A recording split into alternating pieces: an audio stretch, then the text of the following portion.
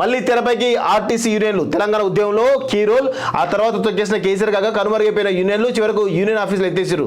స్వరాష్ట్రంలో ఉద్యోగుల అరిగోస, వేతనాలు, PRC, PF బకాయిలు, 9.5 ఒక్క పోస్టు భర్తీ కాలే. కాంగ్రెస్ ప్రభుత్వంతో మళ్ళీ ఆశలు, ఆర్టీసీ యూనియన్ల ఏర్పాటుకు పావులు అంటూ ఒకరిని చూస్తున్నాం. వాస్తవంగా యూనియన్లు ఉండాల్సిందే. యూనియన్లు ఉంటే నిజంగా కూడా చాలా బాగుంటుంది. ఎందుకంటే వాళ్ళ సమస్యలు చెప్పుకునేటువంటి అవకాశం ఉంటుంది.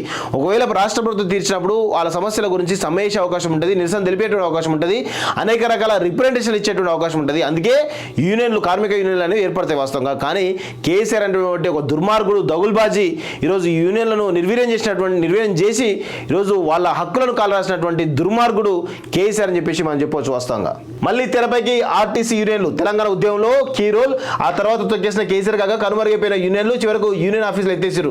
స్వరాష్ట్రంలో ఉద్యోగుల అరిగోస, వేతనాలు, పీఆర్సీ, పీఎఫ్ బకాయిలు, 9.5 ఒక్క పోస్టు భర్తీ కాలే. కాంగ్రెస్ ప్రభుత్వంతో మళ్ళీ ఆశలు, ఆర్టీసీ యూనియన్ల ఏర్పాటుకు పావులు అంటూ ఒకరిని చూస్తున్నాం. వాస్తవంగా యూనియన్లు ఉండాల్సిందే. యూనియన్లు ఉంటే నిజంగా కూడా చాలా బాగుంటుంది. ఎందుకంటే వాళ్ళ సమస్యలు చెప్పుకునేటువంటి అవకాశం ఉంటుంది. ఒకవేళ రాష్ట్ర ప్రభుత్వం తీర్చినప్పుడు వాళ్ళ సమస్యల గురించి సమ్మేసే అవకాశం ఉంటుంది, నిరసన తెలిపేటువంటి అవకాశం ఉంటుంది, అనేక రకాల రిప్రజెంటేషన్ ఇచ్చేటువంటి అవకాశం ఉంటుంది. అందుకే యూనియన్లు, కార్మిక యూనియన్లు అనేవి ఏర్పడతాయి వాస్తవంగా. కానీ కేసీఆర్ అనేటువంటి ఒక దుర్మార్గుడు, దగుల్బాజీ ఈరోజు యూనియన్లను నిర్వీర్యం చేసి ఈరోజు వాళ్ళ హక్కులను కాలరాసినటువంటి దుర్మార్గుడు కేసీఆర్ అని చెప్పేసి మనం చెప్పవచ్చు వాస్తవంగా.